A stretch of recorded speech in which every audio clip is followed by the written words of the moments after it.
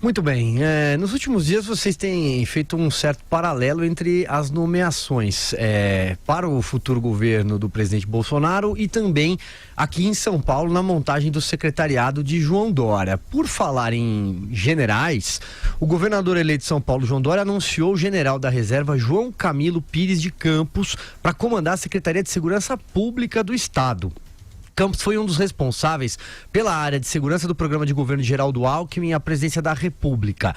E aí outros nomes, só para a gente complementar, além do general, Dória anunciou Marcos Penido, que deixou a pasta da subprefeitura da gestão Bruno Covas em São Paulo e vai para uma super secretaria que envolverá ali um guarda-chuva com energia, saneamento, recursos hídricos e meio ambiente. E o Júlio Serson, ex-secretário de Relações Internacionais aqui da capital paulista, ele vai assumir uma secretaria especial na gestão do Estado. Andreasa, devolvo a bola para você. Temos general também para comandar a segurança pública no Estado de São Paulo. Aí a coisa muda um pouco, né? Pois é, Silvio, é um sinal claro. A gente tem falado aqui sobre o caráter, digamos, ministerial do secretariado do João Dória.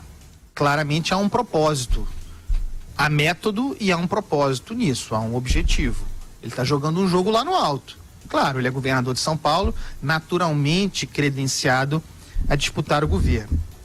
No caso da indicação de um general para chefiar a segurança pública do Estado, me parece ser mais um caso de mimetização, novamente, do bolsonarismo.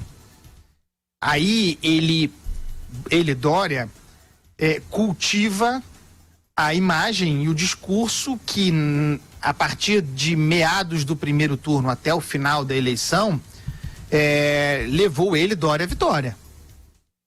Que foi a adesão ao bolsonarismo. É inegável que, ao nomear um general para o seu secretariado, especificamente para a segurança, ele está sendo coerente com a campanha que fez e com o discurso relativamente à segurança pública que apresentou nessa campanha. Ao mesmo tempo, ao fazer isso, ele se torna refém de uma agenda que é alheia, que é do Jair Bolsonaro. Agenda da qual ele precisa se livrar. Claro, se diferenciando do outro, se quiser disputar a presidência em 2022. Então tem uma armadilha política aí, ao mesmo tempo uma coerência. Se é bom ou ruim é outra história, há uma coerência, mas há também uma armadilha. Há uma amarra nesse movimento.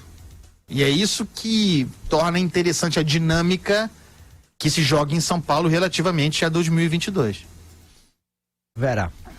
Eu acho que tem um pouco de caricatura nessa coisa do Dória de ficar copiando o Bolsonaro, né? Até um certo ridículo. Espero que o general seja um bom secretário de segurança. Não me parece que seja função de um general fazer a segurança pública nas cidades. Eu acho que aí já é algo totalmente inapropriado, inadequado. Mesmo porque antes as Forças Armadas tinham imensa resistência em fazer esse papel quando eram convocadas para essas forças de segurança, Força Nacional disso e daquilo, intervenção disso e daquilo, justamente porque não é o treinamento que os militares têm, não é para isso que eles foram preparados, não é isso que lhes designa a Constituição. Então tem única e exclusivamente o viés de mimetizar a pauta bolsonarista. Então, se vai dar certo ou não, a gente tem de analisar, tem de verificar, mas é incrível como o Dória se pauta primeiramente sempre pelo marketing, pela imagem, pelo que ele quer comunicar, pelo que ele quer dar como próximo passo político. Isso faz com que a sua tese de que é um gestor, fique sempre solapada pela ideia de que ele é, na verdade, um marqueteiro de si mesmo. E aí, Joel, quero ouvi-lo. Pois é, o Dória, mais do que um gestor, né, é um comunicador. Isso é expertise dele. No fundo, a atividade empresarial dele sempre esteve intimamente ligada à comunicação e ao lobby, né, ao fazer o jogo aí das aparências e das influências. É o que ele vem fazendo aqui. Eu acho, como a Vera, bastante preocupante, porque, na minha visão, ele trouxe, quando o prefeito de São Paulo trouxe, sim, boas pessoas, conseguiu se cercar de pessoas competentes que querem fazer a diferença, mas o descaso dele para com o trabalho pelo qual ele foi eleito comprometeu muito do que poderiam ter sido os resultados dele na prefeitura. Um prefeito que, assim que assumiu, por exemplo, começou a viajar o país numa evidente campanha presidencial. eu espero que ele tenha aprendido a lição e que ele perceba que o caminho que leva ele, que potencialmente poderia talvez levá-lo até a presidência, vai ter que passar por um bom desempenho e um bom trabalho enquanto governador. Mas se cada ação dele agora é pautada muito mais pelo que ela comunica, pela imagem que ele lança, uma imagem, obviamente, quem está se pensando a se lançar aí na esfera nacional como candidato a presidente, do que pelos resultados que ele vai ser capaz de apresentar como governador do estado, daí a gente vê ele repetindo aquilo que causou a grande rejeição dele aqui na capital. Alguém que chegou com uma vitória avassaladora à prefeitura, com ideias de gestão, com ideias de mais mercado, com ideias de privatização que faltam, sem dúvida nenhuma, faltam muito no setor público brasileiro, mas que decepcionou muito a população, porque foi visto mais como um oportunista que se utiliza das ideias e dos valores em voga do que como alguém que realmente traz esses valores para a prática da vida pública brasileira. Agora o Dória está tentando ser mais bolsonarista que o Bolsonaro. Ele vai ter que encontrar também qual que é a diferença dele, né? O que ele tem que não é bolsonarista, o que vai permitir que a população prefira ele ao Bolsonaro. E se ele for uma mera imitação, sem dúvida nenhuma a população vai querer ficar com o original. Você quer complementar, André Azar, isso? Porque tem um aspecto curioso, que é o seguinte, tem um processo, né? A gente acompanha isso aqui no 3 em 1 há muito tempo. O aumento da demanda por participação das Forças Armadas, notadamente do Exército, na segurança pública estadual. Qual é a natureza disso? Emergencial. Era sempre uma emergência que justificada, sob muitas críticas, a intervenção de Força Armada na segurança pública de um Estado. Até o ponto em que chegamos, de fato, à intervenção que acontece aqui no Rio. E que deixou a segurança pública do Estado sob o comando militar.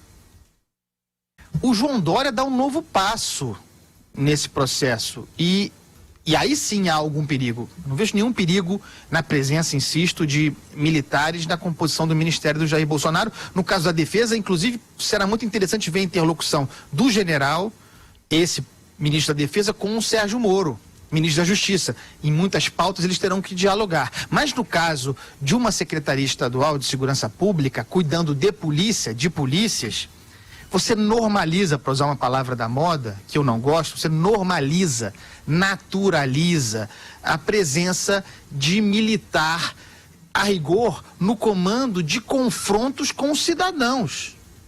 E isso não é bom. As Forças Armadas são forças de defesa, de combate no limite externo, não de confronto com, eventualmente, cidadãos brasileiros, porque os bandidos também o são.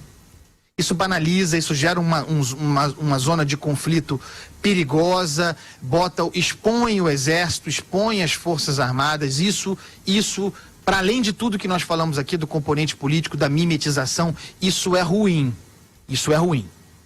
Lembrando que o Rio, por intervenção federal, recebeu o general para comandar a segurança pública do Estado, né? Agora o Estado de São Paulo traz por conta própria. No Rio de Janeiro até agora não tivemos grandes resultados disso. Então a ideia de que o Exército, o general, necessariamente vai significar alguma melhora no combate ao crime, também não necessariamente é verdadeiro. E você vê que é um modismo puro e simples, porque em 2014, né, na formação dos governos que começaram em 2015, a moda era nomear delegados da PF para secretários de Segurança Pública, porque estava no início da Lava Jato, você tinha a PF ali e tal, em evidência. Então, no Espírito Santo, no Rio e em vários estados foram designados delegados da PF. Agora, delegados da PF descem, sobem generais.